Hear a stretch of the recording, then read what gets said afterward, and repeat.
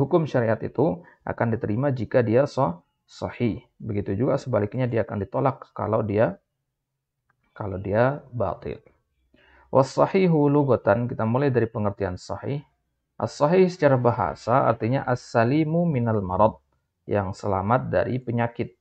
Qala syair, seorang syair mengatakan walaidin yaqulul mar'u min dzulumatihi sawa'un sahihatul uyuni wa uruha. Ini kata sahihat artinya mata-mata yang tidak terkena penyakit. Ini penyair ingin menyampaikan, menggambarkan betapa gelapnya malam itu. Mata yang sehat sama mata orang yang buta juga sama-sama gelap, nggak bisa lihat apa-apa.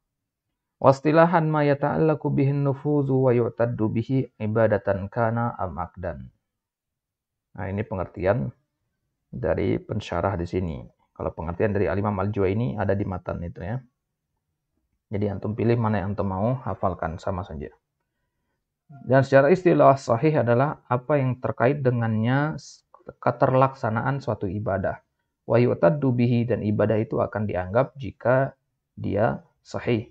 Ibadatan kana am aqdan, entah yang benda tersebut atau perbuatan tersebut bentuk ibadah atau berbentuk akad. Fal uqudu tusafu bin nufuzi wal i'tidad. Akad-akad jual beli, akad nikah dan sebagainya disifati dengan nufuz, ya, terlaksana, wal i'tidad, dianggap. Karena terkadang ada akad yang terlaksana tapi tidak dianggap. Ya, ada akad yang terlaksana tapi dianggap tidak tidak dianggap oleh syariat. Wa ammal ibadah fatusafu bil i'tidad faqat. Adapun ibadah dia hanya disifati dengan i'tidad. I'tidad dari kata ini ya, yu'taddu, masdarnya. I'tidad ini dia. Jadi ibadah disifati dengan i'tidad saja. Itu bedanya dengan akad. Kalau akad itu harus terlaksana, ada transaksi yang terjadi, juga harus memenuhi syarat-syarat dari syariat. Tapi kalau ibadah itu nggak harus ada terjadi. Ya, yang penting dia dianggap sah oleh syariat. Contohnya ibadah-ibadah hati. Ibadah-ibadah hati kan nggak terlihat dia bentuknya. Tapi dia diterima oleh syariat jika dia sesuai dengan aturan syariat. Fal-i'tidadu lafdzun yasduqu ala kullin minhuma. Maka i'tidad ini ya, dianggapnya ibadah itu ada suatu lafaz yang yasduqu ala kullin minhuma, yang berlaku. Ya, yasduqu di sini kita artikan dengan yantabiqu. Dia berlaku atas kedua-duanya, atas akad dan ibadah. Walau iktafa bihil muallif lakana akhsar. Kata pensyarah di sini, seandainya muallif yaitu Al-Imam Al-Juwaini iktafa bihi, mencukupkan dengan lafaz i'tidad saja, lakana akhsar, itu lebih ringkas. Jadi kalau pensyarah mengatakan Imam Juwaini mengatakan ma yata'allaqu ma yu'taddu bihi, ma yu'taddu bihi ibadatan kana am aqdan, itu sebenarnya udah pengertiannya sudah benar, lebih ringkas. Ya, kan, tetapi kenapa Imam Juwaini menyebutkan pengertian ini ada dua, ada an-nufus dan ada al-i'tidad? Innahu jama'a bainahuma liqasdil idah lit-talibil mubtadi. Karena penulis mengumpulkan kedua ini tujuannya untuk al-idah, untuk menjelaskan bagi penuntut ilmu pemula. Wala yu'taddu bil ibadah awil aqdi illa idza tawaffaratis syurut. Dan kapan suatu ibadah itu dikatakan yu'taddu bihi, diterima, yu'taddu biha, kapan suatu ibadah dikatakan diterima oleh syariat atau dianggap ya. Kapan suatu ibadah dianggap atau suatu akad dianggap jika dia terpenuhi syarat-syaratnya. Tawaffarat artinya terpenuhi syarat-syaratnya, syarat sahnya misalkan, syarat wajibnya. Wantafatil mawani, dan hilangnya penghalang-penghalang. Ada syarat dan tidak ada penghalang. Fayuh kamu bis-sihah, maka baru bisa dihukumi dengan sihah, sahih. As-sihah itu masdarnya ya, sahih itu sifatnya. Ya, maka baru dia bisa dihukumi dengan sahih ibadah tersebut. Kapan? Ketika ada syarat dan tidak ada penghalang. Mawadi nyambak dari mani', artinya penghalang. Contohnya misalkan, faman shalla salatan, barang siapa yang menunaikan suatu salat, mujtami'atan syurutoha, mujtama'atan syurutoha. Terkumpul di dalam sholat tadi syarat-syaratnya. Syarat-syarat sah sholat semua ada di situ. Ya, mulai dari toharoh, menghadap kiblat dan sebagainya, syarat-syaratnya sudah terpenuhi semua. Wa arkanuha wa arkanuha, begitu juga rukun-rukunnya. Rukun-rukun sholat dari Al-Fatihah dan seterusnya ada juga dalam sholat itu. Muntafiyatun mawani'iha. Kemudian tidak ada penghalang-penghalangnya, misalkan najis, misalkan. Fahiya sahihatun. Maka sholat itu dianggap sholat yang sahih. Kalau ada orang menunaikan zakat, di situ ada rukun-rukun, ada syarat-syaratnya dan tidak ada penghalangnya, maka zakatnya diterima. Kalau ada orang berwudu, ya, dia melakukan syarat-syarat dalam wudu, dia juga rukun-rukun wudu dia lakukan dan tidak ada penghalangnya, maka dia dikatakan diterima atau sahih. Sahih itu bahasa lainnya adalah mu'taddu biha syara'an, dianggap secara syariat. Nah, syara'an di sini i'rabnya sebagai tamyiz. Ya, mu'taddu biha syara'an, dianggap secara syariat. Wa man ba'a bai'an kadzalika fahuwa nafidun wa mu'taddun bihi. Itu contoh ibadah, salat kan ibadah. Ya, sekarang kalau jual beli sebenarnya termasuk ibadah juga ya. Tapi dalam ilmu ushul fikih, jual beli itu dibedakan beda dengan ibadah. Ya, antum harus paham ini dalam ilmu ushul fikih. Kalau dalam ushul fikih, ya, jual beli itu masuknya ke muamalah. Muamalah, ya. Kalau ibadah yang dimaksudkan dalam syariat itu adalah ibadah yang apa istilahnya? Ibadah yang bentuknya untuk takarrub kepada Allah, untuk mendekatkan diri kepada Allah secara langsung. Adapun jual beli itu kan dari perkara-perkara yang mubah naik menjadi perkara yang wajib ataupun haram nantinya. Waman ba'a bai'an, itu juga orang yang melakukan jual beli. Fahuwa nafidun wa mu'taddun bihi. Kalau di situ ada syarat-syaratnya dan ada rukun-rukunnya dan hilang penghalang-penghalangnya, maka dia nafidun, terlaksana. Wa mu'taddu bihi, dan dianggap oleh syariat. Wan nufudu lugatan al-mujawazah. Nufuz artinya mujawazah, terlaksana artinya. Wa asluhu min nufudis saham. Itu artinya nufudis siham. Siham itu apa istilah bahasa kita? Tombak ya. Nufudis siham. Ya. Al-mujawazah artinya terlaksana. Jadi kalau kita mengatakan terlaksananya tombak, maksudnya sampainya tombak itu. Kalau antum ada lihat rusa, antum tombak dari jarak sekian meter, tombak itu sampai ke rusa tersebut nufuz namanya. Ya. Nufuz as-siham. Wa huwa bulugul maqsudi minar ramyi, itu sampainya tujuan dari melempar tombak tadi. Jelas insyaallah ya. Jadi ini nufuz secara bahasa. Mungkin kemudian secara istilah, at-tasarruful ladzi la yaqdir muta'atihi ala raf'ihi. Tasarruf, ya, tasarruf artinya perbuatan. Suatu perbuatan yang muta'atihi, pelakunya tidak mampu untuk mengangkatnya. Ya, tidak mampu untuk mengangkatnya. Wa dzalika mithlu aqdil bai'. Contohnya apa? Contohnya akad jual beli, wal ijarah, akad sewa menyewa, wan nikah, akad nikah, wa nahwiha, dan semisal dengannya. Karena kalau akad ini sudah terjadi, pelakunya tidak mampu untuk mengangkatnya. Fa idza waqa'a al-aqdu ala wajhin sahih. Jika akad itu telah terjadi ala wajhin sahih, dengan cara yang benar, lam yaqdir ahadul muta'aqidain, tidak akan mampu salah seorang dari dua orang yang melakukan akad tadi untuk mengangkat akad yang sudah sahih tadi. Istilahnya sudah kering tanda tangan di atas kertas, itu nggak bisa dirubah lagi gitu. Tapi kan kalau nikah kan bisa cerai. Nah, nikah itu tidak membatalkan akad. Akad nikah itu tetap sahih. Ya, udah dianggap benar oleh syariat, maka dia sudah sahih, nggak bisa diangkat ya. Nah, kan tapi kalau mau cerai, ya itu cerai itu akad lain lagi, begitu maksudnya. Nah, begitu maksudnya ya. Begitu juga jual beli misalkan, atau sudah sepakat ya, menjual atau sepakat membeli, sudah terjadi keridhaan di antara sesama antum, sudah terjadi tukar menukar barang dengan uang di situ. Maka akad itu sudah dianggap sahih. Ya. Kalaupun antum mau membatalkan akad tersebut, hakikatnya akad itu tetap ada, telah terjadi, sudah selesai. Ya. Kalau antum membatalkan akad, maka itu akad yang lain lagi, namanya akad pembatalan akad. Insya Allah nanti akan kita lihat itu bagaimana tatbiqnya nanti. Ya. Baik. Wa'lam annal ibadata laha asarun. Ketahuilah, nih ada penjelasan tambahan dari penulis di sini, bahwasanya ibadah itu punya pengaruh, punya bekas. Asar artinya bekas atau pengaruh. Apa pengaruhnya? Bara'atu zimmatil mukallaf. Bara'ah artinya berlepas diri. Terlepasnya zimmah. Zimmah itu apa kita artikan zimmah ke bahasa Indonesia?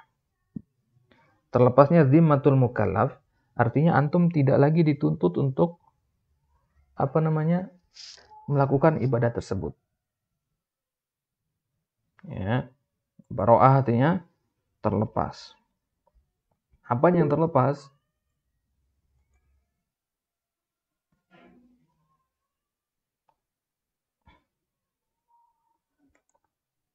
Apa yang terlepas itu beban atau kita katakan kewajiban, ya. Kewajiban lebih tepatnya. Al-mukallaf, terlepasnya kewajiban seorang mukallaf itu namanya bara'atu zimmah. Kalau antum sudah sholat zuhur, terlepas sudah kewajiban antum untuk melakukan sholat zuhur. Nggak ada lagi kewajiban antum untuk melakukan sholat zuhur. Tapi kalau sudah masuk waktu zuhur dan antum belum sholat, belum bara'atu zimmah namanya. Nah, ini istilah yang sering berulang-ulang ya, antum harus pahami ini. Bara'atu zimmah nanti kalau di pertemuan selanjutnya kita katakan bara'atu zimmah, ya hendaknya antum paham apa yang kita maksudkan. Ya, jadi bara'atu zimmah terlepasnya kewajiban, terangkatnya dosa kita karena kita sudah menunaikan apa yang kita diperintahkan. Misalkan antum disuruh sama ibu antum untuk ke warung beli minyak, kemudian antum sudah melakukan perbuatan tersebut, maka antum sudah terlepas dari kewajiban beli minyak. Ya, tidak boleh lagi ibu antum untuk memarahi antum karena nggak beli minyak. Dimarahin antum gara-gara melakukan itu tidak bisa. Ya, itu menyelisihi kaidah. Wasukutut talab, begitu juga terjatuhnya, gugurnya, ya, sukut kita artikan dengan gugur. Gugurnya at-talab. At-talab di sini artinya ya, permintaan. Wal aqdu lahu asarun. Kalau ibadah punya pengaruh, akad itu juga punya pengaruh. Ya. Kalau pengaruh dari ibadah itu adalah bara'atu zimmatil mukallaf. Kalau pengaruh dari akad adalah as-samartul maqsudah minal aqdi. Yaitu buah, artinya buah al-maqsudah yang diinginkan dari akad tersebut. Misalkan antum jual beli, ya, tujuan antum sebagai penjual, maka tujuan antum mendapatkan untung. Kalau pembeli, tujuan dia jual beli adalah untuk mengambil manfaat dari barang yang dia beli. Ya, jadi masing-masing dari ibadah dan akad itu punya pengaruh. Ya. Taib. Fa idza hukima bi sihhatil ibadah. Maka jika dihukumi ibadah tersebut telah sahih atau akad tersebut telah sahih, tarattabal asaru 'alal fi'li, maka akan terjadi pengaruh tersebut atas perbuatan tersebut. Maksudnya ada, ya, ada pengaruh atas perbuatan tersebut. Jadi kalau antum melakukan ibadah sesuai dengan tuntunan syariat, ada syarat, ada rukun dan tidak ada penghalangnya, kemudian antum terlepas dari kewajiban untuk sholat, kemudian begitu ketika antum melakukan jual beli juga, ya, ketika jual beli antum terpenuhi rukun dan syaratnya sudah tidak ada penghalangnya, maka antum berhak mendapatkan as-samarah al-maqsudah minal aqd. Antum berhak mendapatkan apa yang antum inginkan dari jual beli tersebut. Fabari'at az-zimmah fi babil ibadat. Ya. Terlepasnya kewajiban itu temanya dalam masalah ibadah. Kalau dikatakan bari'atuz zimmah, terlepas kewajiban antum. Kewajiban di situ maksudnya apa? Kewajiban ibadah, bukan kewajiban akad. Ya, kewajiban akad bukan. Kalau dikatakan bara'atuz zimmah itu dalam bab ibadah. Tapi kalau dikatakan tarot tabat al-athar itu fi babil uqud. Ya, kalau dikatakan tarot tabal asar atau as-samarah al-maqsudah, nah itu maksudnya dalam bab akad. Wa illa fala. Ya, kalau ibadah antum tidak sah atau akad antum tidak sah, tidak dianggap oleh syariat, maka antum tidak berhak mendapatkan pengaruh tadi. Tidak berhak mendapatkan bara'atuz zimmah dan tidak berhak mendapatkan as-samarah al-maqsudah. Wal atharu fi babil ibadat wahidun. Asar, pengaruh dari ibadah, kalau kita lagi ngomong masalah ibadah ya, pengaruhnya itu satu, hasilnya itu satu. Antum melakukan ibadah apapun, sholat, puasa, zakat, hasil yang antum dapatkan satu, yaitu terlepasnya kewajiban antum untuk melakukan ibadah tersebut. Antum sudah sholat zuhur, terlepas kewajiban antum untuk sholat zuhur lagi. Ya, antum sudah bayar zakat, terlepas kewajiban antum untuk bayar zakat, sama-sama terlepas kewajiban. Jadi satu pengaruh dari ibadah. Akan tapi akad itu beda-beda pengaruhnya, beda-beda hasil yang didapatkan, beda-beda hal yang kita tuju. Ya. Wa amma fil uqud fa kullu aqdin lahu samaratun khassah. Karena kalau dalam akad jual beli, akad nikah itu kan masing-masing tujuannya beda-beda. Akad nikah ya tujuannya untuk macam-macam, itu untuk menghalalkan kehormatannya dan sebagainya, untuk membangun rumah tangga yang harmonis sebagainya. Tapi kalau akad jual beli tentu beda. Baik. Fal bai'u masalan, contohnya jual beli. Samaratuhu naqlul milkiyah. Buah yang bisa kita petik dari jual beli, ya, atau manfaat yang bisa kita dapatkan dari jual beli adalah perpindahannya ke pemilikan. Berpindahnya ke pemilikan. Barang yang antum beli itu berpindah ke pemilikan dari si penjual kepada antum sebagai pembeli. Ya, itu buahnya. Itu kalau jual beli. Tapi kalau al-ijarah, akad ijarah itu akad sewa ya. Akad sewa itu bukan perpindahan kepemilikan ya, antum menyewa nggak berpindah kepemilikan, barang itu masih punya orang yang antum sewa barangnya. Mal ijazah istifa'ul manfaah li ahadil muta'akkidin. Kalau ijazah itu ijarah ya, Van. Ijarah itu atau sewa menyewa itu buah yang antum dapatkan adalah istifa'ul manfaah, pemberian manfaat kepada salah satu dari dua orang yang melakukan akad tersebut. Manfaat di sini maksudnya pemanfaatan barang yang disewakan. Antum menyewa rumah, maka selama masa sewa antum berhak memanfaatkan rumah tersebut. Itu namanya ijarah. Dan ijarah ini tentu beda dengan jual beli. Kalau jual beli ya ada pertukaran barang. Ada pertukaran barang dengan uang. Tapi kalau ijarah enggak. Ya, memang ada antum bayar uang, tapi barangnya tidak berpindah ke pemilikan. Antum hanya diizinkan untuk memanfaatkan, bukan untuk mengambil alih. Ya, bedakan antara memanfaatkan dengan mengambil alih. Wastihqaqul ajri lil akhar. Begitu juga istihqaqul ajr. Berhaknya mendapatkan ajar, mendapatkan upah bagi yang lainnya. Kalau antum menyewa rumah contohnya tadi, ya, antum sebagai si penyewa ya, membayar sejumlah uang. Dan orang yang menyewakan rumah kepada antum, dia istihqaqul ajar namanya. Dia berhak mendapatkan upah itu. Upah upah sewa itu. Baik. Wal batil lugatan itu sahih. Jadi sahih itu secara simpelnya kita katakan adalah kondisi suatu ibadah ketika dia diterima oleh syariat. Kapan ibadah itu diterima oleh syariat? Ketika terpenuhi rukun-rukun dan syaratnya serta tidak ada penghalangnya. Baik. Itu dalam ibadah, begitu juga berlaku dalam akad. Wal batil secara bahasa az-zahibu diya'an wa khusran. Sesuatu yang pergi diya'an karena hilang, wa khusran atau karena merugi, ya. Barang yang hilang atau sesuatu apapun yang hilang dan dia hilang sekaligus begitu. Ya. Atau bentuknya khusron, bentuknya kerugian. Barang itu udah pernah ada di antum, kemudian khusron, antum merugi, sehingga kehilangan barang tersebut. Istilah handidus sahih, batil itu secara bahasa, secara istilah lawan dari sahih. Kama dzakarul musannif. Jadi pengertiannya ya antum bentuk saja lawan kata dari pengertian sahih berarti. Wa huwa alladzi la yata'allaqu bihi nufuzun wala i'tidadun, wa dzalika bi an yakhtalla syartun minasyurut. Kapan ibadah itu dikatakan batil atau akad itu dikatakan batil? Yaitu ketika yakhtal, ya, hilang. Ya, yakhtal artinya bolong atau hilang. Ketika hilang satu syarat dari syarat-syarat yang ada. Au yujad mani'un minal mawani, atau ada satu penghalang dari penghalang-penghalangnya. Wa fil batil la tatarattabul atharu 'alal fi'il. Dalam perbuatan yang batil itu tidak ada konsekuensi pengaruh atas perbuatan tersebut. Misalkan, fafis salah, la tubra'u zimmatul mukallafi wa la yusqatu talabu. Dalam sholat misalkan, asar dari sholat apa? Bara'atuz zimmah. Tapi kalau sholat antum batil, nggak dapat antum bara'atuz zimmah itu. Nggak dapat antum bara'atuz zimmah. Kalau antum sholat zuhur tanpa berwudu, ya, tanpa berwudu, maka sholat antum dikatakan batil dan antum tidak bara'atuz zimmah, tidak terlepas kewajiban itu, masih wajib antum sholat.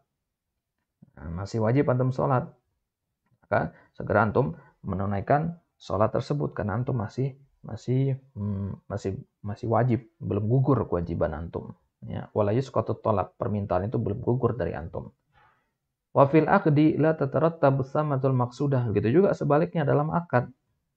Ya, tidak terpenuhi atau tidak terjadi samaratul maqsudah minal aqdi alal aqdi. Tidak terjadi apa tujuan utama dari akad itu. Misalkan antum melakukan akad nikah.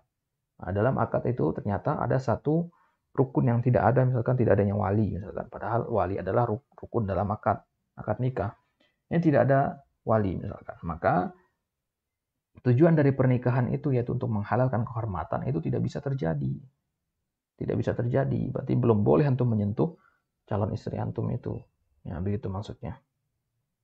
Fa idza shalla biduni taharatin fa salatuhu batilah. Contohnya, jika salat, ada orang salat tanpa taharah. Jadi dia tidak wudu dulu. Fa salatuhu batilah, maka salatnya dianggap batil. Fa idza ba'a ma la yamliku bai'ahu fal bai'u batilun. Begitu juga kalau ada orang yang menjual apa yang dia tidak punya. Nah, fal bai'u batil, maka jual belinya itu batil. Antum jual rumah orang, padahal bukan rumah antum itu. Antum jual rumah orang misalkan. Nah, ada baik batil. Likhtilali syartis salati wal bai'. Karena apa? Karena ikhtilal. Ikhtilal ini maksud dari ikhtalla yakhtallu tadi ya. Yang ini. Ya. Ikhtilal itu maksud dari ini. Taib. Walau shalla naflan mutlaqan fi waqti nahyin fas salatu batilatun. Begitu juga ya, yang semisal dengan ini bisa kita kiaskan adalah orang yang salat nafilah, salat sunnah. Salat sunnah juga bisa bernilai batil. Kapan? Kalau dia salat sunnah yang mutlak fi waqti nahyin, dalam waktu yang dilarang, maka salatnya hukumnya batil. Ini ingat, salat sunnah mutlak. Ya, salat sunnah mutlak sering kita dengar orang bilang dilarang salat sunnah habis asar.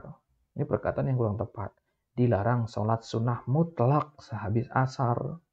Kalau sholat sunnah wudhu, sholat sunnah tahiyatul masjid itu diperbolehkan. Yang tidak diperbolehkan itu sholat sunnah mutlak. Apa itu sholat sunnah mutlak? Sholat sunnah yang tidak ada penyebabnya. Kalau sholat tahiyatul masjid, penyebabnya masuk masjid. Sholat sunnah wudhu, penyebabnya wudhu. Ya, sholat duha, penyebabnya masuknya waktu duha. Seterusnya.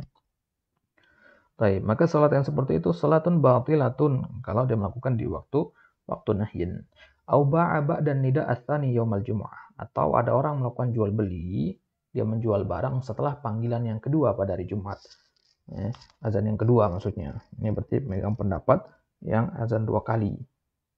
Ya, azan 2 kali karena itu memang pendapat yang dipegang dalam mazhab Syafi'i itu azan 2 kali ya. Baik, jadi yang kita temukan di masjid-masjid di kampung itu azan 2 kali itu mereka punya dalil itu. Ya, walaupun orang kampungnya kebanyakan hanya taklid saja. Punya masdar mereka hukum-hukum yang seperti itu. Baik. Ya, jadi kalau ada orang jual beli setelah panggilan yang kedua pada Jumat ala wajhin la yubahu, pada halus itu tidak diperbolehkan jual beli, fal bai'u batilun alal qawli sahih. Ini baik yang dilarang menurut pendapat yang sahih, pendapat yang rajih. Ini yang dipegang oleh pensyarah di sini. Bisa antum merujuk ke tafsir Al-Qurtubi jilid 18 halaman 108 dan tafsir Ibnu Katsir jilid 8 halaman 149. Wadzalika liwujudil mani' minas shihah. Kenapa dikatakan jual beli itu tidak dianggap batil? Kenapa jual beli setelah azan salat Jumat itu dianggap batil? Karena adanya mani', adanya penghalang. Itu azan jual beli yang berdasarkan firman Allah. Ya ayyuhalladzina amanu idza nudiya lis-salati min yaumil jumu'ah. Kalau diseru untuk salat Jumat, maka tinggalkanlah jual beli, wadzarul bai'. Baik. Wal batilu wal fasid. Nah, sekarang ada istilah batil, ada istilah fasid juga. Kalau secara bahasa artinya sama. Ya, batil artinya rusak, fasid artinya rusak. Bima'nan wahid ala qaulil jumhur. Menurut jumhur, batil dan fasid nggak ada bedanya. Ya, batil dan fasid ini nggak ada bedanya. Menurut siapa? Menurut pendapat jumhur. Akan tetapi biasanya dalam usul fikih, pendapat jumhur itu nggak selamanya benar. Bahkan seringkali pendapat jumhur adalah yang keliru. Ya, illa fi masaila farraqa fiha ba'dul fuqaha bainal fasid wal batil. Kecuali dalam permasalahan-permasalahan yang mana sebagian para ahli fikih membedakan. Farraqa. Ya, farraqa yufarriqu artinya membedakan. Para ahli fikih membedakan antara batil dan fasid dalam sebagian permasalahan. Wa asyharuha mas'alatan. Perhatikan kalimat ini. Wa asyharuha mas'alatan. Dan yang paling terkenal dari permasalahan-permasalahan ini adalah ada dua permasalahan. Ada dua kasus istilahnya ya. Kalau antum bingung arti masalah itu kasus artinya. Studi kasus ya. Jadi ada dua permasalahan dalam ilmu fikih. Ya, permasalahan dalam fikih yang mana di situ batil dan fasid maknanya beda. Tapi selain yang dua ini, maka batil dan fasid maknanya sama. Ya, jadi para fuqaha membedakan dalam dua masalah ini saja. Sebenarnya ada lebih dari dua masalah ya. Tapi yang paling masyhur adalah dua permasalahan ini. Untuk bisa rujuk ke kitab At-Tamhid atau Al-Qawaid wal-Fawaid al-Usuliyah. Dan ini adalah kitab yang Anda anjurkan antum untuk baca. Al-Qawaid wal-Fawaid al-Usuliyah ini banyak praktek di sini. Kitab ini karangannya Ibnu Laham. Baik. Pertama, dalam permasalahan apa? Beda antara fasid dan batil fil haji, dalam masalah haji. Di dalam haji beda antara batil dan fasid. Kalau dikatakan haji antum batil sama haji antum fasid, itu artinya beda. Tapi kalau sholat antum batil ya maknanya sholat antum fasid. Tapi dalam haji beda. Farraqu bainahuma faqalu al-fasid. Apa bedanya sekarang? Ya. Kalau antum dikatakan haji antum fasid, yaitu ma wati'a fihil muharram muhrim ya. Ma wati'a fihil muhrimu qabla tahallulil awal. Yaitu ma wati'a, dia melakukan wati'a. Wati'a itu mana jima. Ya. Yaitu orang yang berihram, dia melakukan jima, melakukan hubungan suami istri qabla tahallul awal, sebelum tahallul yang pertama. Tahallul itu artinya keluar dari ihram. Ihram itu pengharaman, tahallul itu penghalalan. Maksudnya sudah boleh melakukan hal-hal yang tadinya haram. Sebelum berihram, ya, hubungan suami istri itu hukumnya halal. Tapi ketika antum berihram, haram dia. Ya, kapan dia kembali menjadi halal? Kalau sudah tahallul. Dan tahallul itu ada dua. Tahallul pertama, tahallul kedua. Sesuai dengan jenis manasik hajinya. Ya. Jadi kalau ulama mengatakan dalam kitab mereka, haji seseorang itu rusak, fasid, ya. Kalau hajinya fasid dikatakan karena dia melakukan hubungan badan sebelum tahallul yang pertama, fasid hajinya. Kalau batil, kapan dikatakan haji orang itu batil? Martadda fihi anil Islam, yaitu dia murtad. Ya, murtad dari Islam ketika dia menunaikan haji. Belum selesai haji, dia murtad. Nah, maka hajinya itu dinamakan haji yang batil, bukan haji yang fasid. Mana? Ngapain? Kirain masih tidur. Baik. Jadi dalam berhaji kita bedakan istilah antara batil dan fasid. Ya, fasid kalau dikatakan haji antum fasid itu berarti antum melakukan perbuatan terlarang, yaitu berhubungan badan ketika belum tahallul. Kemudian batil, kalau dikatakan haji antum batil berarti antum murtad dari Islam ketika berhaji. Wa fil awal yafsudu hajjuhu wa yalzimuhu al-itmam. Kalau yang pertama, kalau antum melakukan terus bagaimana sikap antum misalkan, janganlah pakai contoh antum ya, kurang enak juga dengarnya.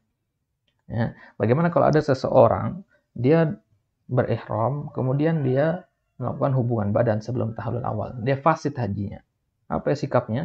Sikapnya adalah hajinya dianggap fasid, rusak sudah hajinya itu, akan tetapi yalzimuhul itmam, harus dia sempurnakan hajinya sampai tahalul atsani, sampai tahalul yang kedua. Ya, sarankan antum untuk lihat-lihat lagi masalah haji. Coba ntar carikan permasalahan tentang manasik haji, berantem ada gambaran. Bingung juga kalau nggak ada gambaran tentang manasik haji.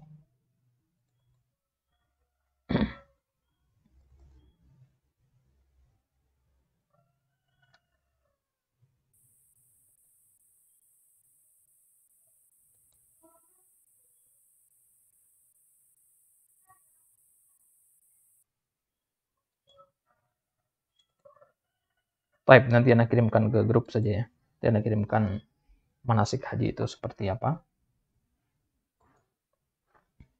Atau type.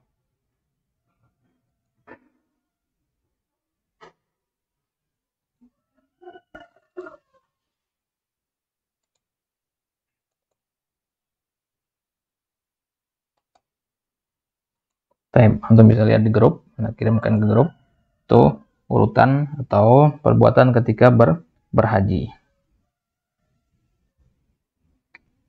Perbuatan secara ringkasnya. Type nanti antum buka. Type. Jadi orang yang melakukan hubungan suami istri ketika berihram sebelum tahallul yang pertama, maka hajinya dianggap rusak, tapi tetap dia harus sempurnakan hajinya sampai selesai. Nggak boleh langsung pulang. Nggak boleh. Disempurnakan dulu. Walaupun hajinya dianggap rusak. Itu sikapnya. Sekarang bagaimana kalau orang yang kedua ini? Orang yang hajinya dihukumi batil, yaitu ketika dia murtad ketika sedang berhaji. Maka ia betulu ihramuhu. Ihramnya batal. Wa yalzimhul khuruju minhu. Dan dia seketika itu juga diharuskan keluar dari ihramnya. Ya, keluar dari ihram bisa dengan keluar dari Makkah langsung, ya. Bisa langsung keluar dari negeri haram langsung. Gitu ya. Jadi kalau udah murtad udah selesai sudah. Nggak ada apa-apa lagi, langsung seketika itu selesaikan. Baik, itu dalam permasalahan pertama. Permasalahan yang kedua fin nikah. Fin nikah ya. Permasalahan yang kedua fin nikah. Faqalu al-fasid. Kalau dikatakan nikah itu fasid kapan? Makhtalafal ulama fi fasadihi. Yaitu yang para ulama perselisihkan dia rusak apa tidak. Ya, kan nikah bila wali. Contohnya pernikahan tanpa adanya wali. Sebagian ulama memperbolehkan nikah tanpa wali dengan syarat-syarat tertentu. Contohnya Imam Abu Hanifah memperbolehkan nikah tanpa adanya wali. Maka kalau ada hal yang seperti ada orang yang menikah tanpa adanya wali, maka nikahnya kita hukumi nikah yang fasid. Nikah yang fasid itu bagaimana? Yaitu nikah yang para ulama masih berselisih pendapat di situ apakah dia diterima apa tidak. Baik. Wal batil. Kemudian kapan nikah itu dikatakan batil? Ma ajma'al ulama'u ala butlanihi, yaitu apa yang disepakati oleh ulama atas kebatilannya. Ya, kalau ini mah pasti rusak nikahnya. Harus ditalak berarti. Kan nikahil mu'taddah, contohnya menikahi al-mu'taddah, perempuan yang dalam masa iddahnya. Ya. Mu'taddah artinya dalam masa iddah.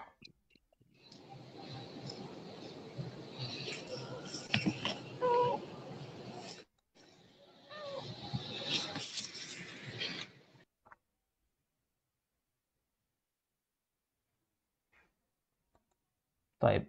Jadi nikahul mu'taddah atau nikahin khamisah itu dianggap batil.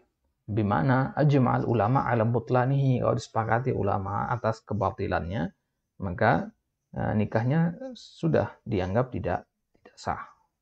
Ya. Jadi bagaimana sikap seseorang jika nikahnya fasid, misalkan dia nikah tanpa wali, maka tergantung mazhab mana yang dia rojihkan dalam masalah itu. Kalau dia merojihkan pendapat Abu Hanifah, maka tidak perlu dia mengulang akadnya, karena nikahnya sudah sah meskipun tanpa wali. Tapi kalau dia memakai mazhab jumhur, maka nikahnya tidak sah, harus diulang lagi akadnya. Ya, itu maksudnya. Kemudian bagaimana sikap seorang hamba jika dia melakukan pernikahan dan pernikahannya itu dihukumi batil? Ya sudah, pernikahannya itu dia dianggap gitu. Contohnya dia menikahi perempuan dalam masa iddahnya. Perempuan yang sudah pernah nikah sebelumnya, janda ya, dia cerai misalkan, kemudian dia hendak menikah lagi, itu ada masa iddahnya. Ya, 4 bulan 10 hari.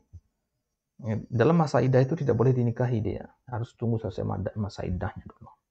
Au nikahin khamisah, atau nikah yang kelima, ya, batasannya kita 4. Kalau dia mau nikah yang kelima, maka nikah yang kelimanya dianggap batil. Ya, dianggap batil. Tidak dikatakan fasid ya. Nanti ada yang mengatakan nikah yang kelima itu adalah nikah yang fasid. Salah. Nikah yang kelima adalah nikah yang batil, kita katakan. Kalau antum katakan nikah tanpa wali, itu baru fasid namanya, nikah tanpa wali. Baik. Baik. Ini pembahasan tentang as-sahih dan al-batil. Fadal, kalau ada yang antum mau tanyakan, silakan. Ada Ustaz. Fadal, Ali. Jadi di sini Imam Al-Juwaini ini batil di sini dia masuknya ke fasid apa yang batil ini batil Ustaz? Dalam masalah apa? Nikah. Enggak, ini kan di matanya kan wal Hmm. batilu ma yata'allaqu bihi nufus wa la yu'tadda bihi. Ada masih belum. Nah, itu kan di situ masuknya ke yang batil apa yang fasid apa tergantung ininya masalahnya Ustaz? Tergantung masalahnya. Ini secara umum, dia menghukumi secara umum. Jadi batil itu secara umum dia. Nah, kapan dia beda dengan fasid? Batil sama fasid itu sama dia. Ini secara umum. Jadi batil di sini ma la yata'allaqu bihi nufus wa la yu'taddu bihi. Fasid juga begitu, ma la yata'allaqu bihi nufus wa la yu'taddu bihi. Itu dalam mayoritas kasus, kecuali dalam 2 kasus tadi, haji dan nikah itu. Nah, kalau dalam 2 kasus tadi, Imam Juwaini membedakan antara batil dan fasid. Jadi pengertiannya beda kalau dalam 2 kasus tadi. Jelas maksudnya? Jelas Ustaz. Ada mau tanya Ustaz? Baik, Fadol. Yang mengenai ini Ustaz, yang batilnya haji Ustaz.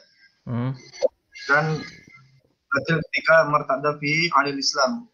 Karena dari Islam Ustaz, itu apakah mutlak apabila dia melakukan tanpa sengaja Ustaz, apakah langsung mutlak batil haji Ustaz? Berarti ini antum masuknya ke ahkamur riddah hukum murtad. Ya, murtad itu kapan dianggap seseorang itu murtad? Ya, apakah murtad tanpa sengaja juga termasuk murtad? Ya. Jadi murtad yang tanpa sengaja itu menurut sebagian ulama dia tidak murtad. Ya, menurut sebagian ulama dia tidak murtad. Yang dilihat adalah perkara hatinya. Ya, keyakinan hatinya. Kalau dia masih meyakini Islam sebagai agamanya, maka dia tidak murtad. Ya. Jadi kembali ke situ, masalah murtad dengan tidak sengaja, siapakah yang siapakah yang dalam syariat dianggap murtad begitu. Seseorang dikatakan murtad itu jika secara lisan dia mengungkapkan dirinya ingin keluar dari Islam. Ya, dia mengungkapkan dengan ucapan-ucapan. Karena riddah atau kemurtadan itu dia ada macam-macam. Yang pertama, riddah dengan sebab ucapan. Kalau ini tentu sengaja dia. Dia misalkan menjelek-jelekkan Allah dan Rasulnya, menghina Nabi misalkan. Ini murtad dengan ucapan. Kalau dia menghina Nabi ketika sedang berhaji, maka sudah dia murtad berarti. Ya, entah dia sengaja ataupun tidak sengaja. Kalau dia murtad dengan perkataan. Kemudian yang kedua, murtad dengan perbuatan. Misalkan dia sujud kepada patung atau melempar mushaf ke tempat-tempat yang kotor, misalkan sihir, mengajarkan sihir ketika berhaji misalkan, maka ini murtad dengan perbuatan dia. Ya, murtad itu adalah perbuatan yang 10 yang antum sebutkan di dalam nawaqidul Islam itu. Kalau dia melakukan salah satu dari yang 10 tersebut ketika berhaji, sengaja ataupun tidak sengaja, maka dia dikatakan telah murtad. Itu bentuk murtad yang kedua. Kemudian bentuk murtad yang ketiga itu murtad dengan keyakinan. Dengan sebab keyakinan. Misalkan ketika dia lagi haji, dia meyakini Allah itu memiliki sekutu. Dia meyakini halalnya khamar. Dia meyakini zina, riba sebagai sesuatu yang halal. Atau dia meyakini sesuatu yang halal sebagai sesuatu yang haram. Nah, maka yang seperti ini, para ulama menyepakati bahwasanya dia telah murtad. Maka bahaya nih orang yang yang punya kesyirikan dalam hatinya ketika berhaji, bisa jadi dia murtad di situ, bahkan nggak berhak haji dari awal. Kemudian jenis yang yang paling banyak terjadi yaitu murtad dengan sebab keraguan. Ini murtad yang keempat, yaitu riddah bisababis syak, murtad dengan sebab adanya keraguan. Ya. Misalkan dia meragukan sesuatu yang sudah jelas perkaranya dalam agama. Dia ragu atas keharaman syirik. Dia ragu atas keharaman zina. Dia nggak mengatakan khamar itu halal ya, nggak. Tapi dia meragukan keharaman khamar. Gitu. Atau dia meragukan kebenaran risalah Nabi. Misalkan. Nah, orang-orang yang seperti ini juga dihukumi murtad. Harus diminta untuk bertobat sebelum dia dijatuhi hukuman. Kalau dia mau bertobat dan kembali ke dalam Islam, ya, dikasih waktu dia 3 hari, maka dia diterima dan dibebaskan dari hukuman. Kalau dia menolak bertobat, maka baru kemudian dia wajib dibunuh. Ya. Ini kalau negara Islam. Sebagaimana Nabi katakan, man baddala dinahu faqtulhu. Barang siapa mengganti agamanya, maka bunuhlah dia. Baik. Jadi jawaban dari pertanyaan antum tadi, murtad sengaja ataupun tidak sengaja, dia tetap dihukumi keluar dari Islam. Yang jelas perbuatannya apa yang dia lakukan. Ya, harus jelas di situ perbuatan apa yang dia lakukan ketika berhaji tersebut. Apakah termasuk yang kita sebutkan salah satu dari 4 macam murtad tadi? Ya, kalau keluar dari 4 macam tadi, maka tidak termasuk murtad. Misalkan dia menyentuh lawan jenis dengan syahwat, misalkan, nah ini tidak memurtadkan dia dari Islam, tapi mengurangi pahala hajinya saja. Baik, jelas nih? Kalau orang yang belum tahu, Ustaz, gimana? Kalau masalah itu tahu apa belum tahu, ya antum menanyakan tentang uzur bil jahal ini. Uzur bil jahal ini kan pembahasan yang antum tahu sendiri, ya. Pembahasan yang sedang hangat-hangatnya sekarang. Ya. Adapun pendapat yang paling dekat kepada kebenaran dalam masalah ini adalah bentuk kehati-hatian adalah orang yang tidak tahu pun dalam masalah murtad itu tetap dihukumi murtad. Ini pendapat yang memang dalam syariat sedikit yang megang pendapat ini, tapi kalau anak pribadi, anak merojihkan pendapat yang ini, karena masalah murtad bukan masalah yang kecil. Ya, jadi walaupun dia tidak tahu, tetap dihukumi murtad. Hanya saja pertanyaannya sekarang, kalau dia sebagai pelakunya tidak tahu, siapa yang tahu? Kalau dia misalkan melakukan murtad dalam hati, dalam keyakinan tadi, riddah bisa babi al-i'tiqad, riddah dia murtad dengan sebab keyakinan. Dan keyakinan ini kan hanya dia saja yang tahu. Dia meyakini Allah itu ada 2 misalkan. Ya. Kalau dia sendiri tidak tahu bahwasanya itu keyakinan yang salah, maka kalau di situ kondisinya dia tidak dihukumi murtad, walaupun dia tidak tahu. Ya, karena dia tidak tahu di situ. Tapi kalau tahu ya jelas murtad. Itu ya. Jadi khilaf di situ. Ya, butuh kepada pembahasan yang mendalam lagi dalam masalah uzur bil jahal tadi. Baik. Jadi kalau orang ketika berhaji kemudian dia murtad walaupun dia tidak tahu, ya, pendapat yang pernah Anda baca dari Lajnah Daimah, kemudian pendapat yang dipegang oleh Syekh Utsaimin dalam Fatwa Nurun 'alad Darb, ya, ini adalah ya, dalam Majmu' Fatawa juga ya, oleh Ibnu Taimiyah, pendapat mereka mengatakan dia tidak dianggap murtad kalau ketika berhaji dia melakukan perbuatan yang menyebabkan keluar dari Islam karena ketidaktahuannya berdasarkan keumuman hadis Nabi rufi'al qalam, diangkat pena dari 3 orang atau terlepas kewajiban dari 3 orang. Itu orang yang tidak tahu sampai dia tahu, atau dikiaskan dengan orang yang tertidur sampai dia bangun. Baik. Jelas ini?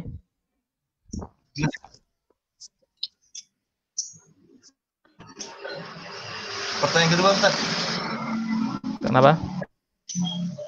Pertanyaan kedua, Ustaz. Oh, silakan. Mengenai yang nikah kelima, Ustaz. Itu maksudnya apakah dari akadnya aja atau orang kelima gitu, Ustaz? Kalau orang kelimanya tidak ada masalah, ya. Tidak ada masalah. Akadnya tidak sah, berarti dia tidak sah juga untuk menyentuh orang yang kelima tersebut. Gitu. Jadi, yang dianggap tidak sah dalam masalah ini adalah akadnya. Karena akad ini kan kuncinya. Kunci yang menentukan halal haramnya, boleh tidaknya itu ditentukan oleh sah atau tidak akadnya. Nah, maka pernikahan yang kelima, ya, pernikahannya walaupun terlaksana, ya, karena tadi kita mengatakan bahwasanya akad itu, kalau kita ngomong akad, di situ dia ada an-nufus sama al-i'tidad, terlaksana dan dianggap, gitu kan? Ya. Kalau akad orang yang nikah kelima ini, dia terlaksana nikahnya. Ya, ada di situ saksi, ada wali, ya. Kemudian diakui oleh negara misalkan, ya. KUA-nya mengatakan sah misalkan, tapi dalam pandangan syariat tetap dia tidak sah. Kenapa? Li'annahu la yu'taddu bihi, karena syariat tidak menganggapnya. Jadi dia ada an-nufus tapi tidak ada al-i'tidadnya. Ya, maka nikah yang ada an-nufusnya tapi tidak ada al-i'tidadnya, nikah yang seperti itu dinamakan nikah yang batil, yang runtuh, sudah tidak dianggap berarti akadnya.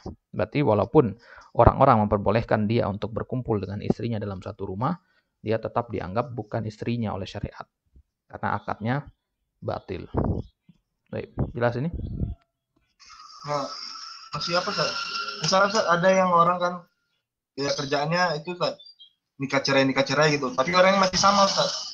Udah lebih dari 5 kali, itu batal atau gimana, Ustaz? Oh, itu antum tanyakan. Bukan itu maksudnya. Antum punya 4 istri, antum nikah yang kelima. Yang 4-nya masih hidup, itu yang nggak boleh. Yang keempat masih. Ya, kalau dia nikah cerai ya selama talaknya itu bukan talak bain. Ya, talak bain itu yang talak yang nggak boleh nikah lagi. Selama talaknya masih bisa dirujuk lagi, mau nikah cerai sebanyak apapun juga tidak masalah. Ya, tidak ada batasannya. Misalkan dia nikah dengan si A, kemudian dia cerai. Ya, kemudian besoknya nikah lagi dengan si A, cerai lagi. Nikah lagi, cerai lagi. Begitu sampai lebih dari 5 kali tidak masalah. Tidak masalah karena di situ dia cerainya dengan talak yang masih memungkinkan untuk rujuk. Kalau masih memungkinkan untuk rujuk ya tidak masalah. Jadi yang tidak boleh itu adalah antum nikah dengan 4 orang istri. Antum sudah punya istri 4 di rumah, masih hidup, masih sehat semuanya. Kemudian antum nikahi perempuan yang kelima. Ya. Perempuan yang kelima nambah 1 lagi. Ya. Padahal tidak ada, padahal batasannya di situ hanya ada 4. Ya. Masna wa sulasa wa ruba, kata dalam ayat. Enggak, tidak boleh menambah lebih dari itu. Nah, nikah yang kelima inilah yang tidak diperbolehkan. Tapi kalau nikah karena misalkan 4, antum punya 4 istri, kemudian salah satunya meninggal, ya masih ada stok antum 1, nikah lagi. Ya. Meninggal 1 lagi, ya nikah lagi. Begitu terus. Pokoknya batasannya dalam satu waktu itu 4 gitu. Dalam satu waktu 4 gitu. Jadi kalau mau menikahi 10 orang tapi tidak dalam satu waktu, tidak masalah. Ya. Antum nikahi pada bulan Januari 1 orang, cerai. Besok nikahi bulan Februari 1 orang, cerai. Begitu terus selama 10 bulan yang tidak masalah. Karena tetap dia dihitung 1 dalam satu waktu. Yang penting masalah waktunya di situ. Jelas ini? Jelas, Pak. Insyaallah. Baik. Yang lain ada yang menanyakan? Sudah? Cukup, Ustaz. Baik. Gimana sejauh ini? Ada kesulitan? Pembahasannya sulit apa enggak nih? Lumayan, Ustaz. Lumayan. Di merojaah lagi ya. Lumayan, Ustaz. Baik, kita cukupkan sampai di sini ya. Ini hanya pelengkap untuk pertemuan yang kemarin. Setelah besok kita lanjutkan. Karena pada hari ini juga banyak teman antum yang berhalangan, ada yang lagi ujian, ada yang banyak tugas, ada yang lagi kurang sehat. Nah, insya Allah nanti kita lanjutkan kalau bisa gabung dengan yang lainnya. Baik. Ya, silakan untuk merujaah lagi penjelasan tadi. Ya, ini rekamannya. Ini tadi Ana terlambat ngerekamnya tadi, ada terlewat beberapa menit, Ana lupa tadi. Tapi cukup insya Allah untuk merujaah, bisa antum lihat di YouTube nanti. Baik, kalau tidak ada yang ditanyakan, kita cukupkan sampai di sini. Wallahu ta'ala alam wa sallallahu ala nabiyina Muhammad wa ala alihi wa ashabihi wasallam. Kita tutup dengan doa kafaratul majelis. Subhanakallahumma bihamdik asyhadu an la ilaha illa anta astaghfiruka wa atubu ilaik. Assalamualaikum warahmatullahi wabarakatuh. Waalaikumsalam warahmatullahi wabarakatuh.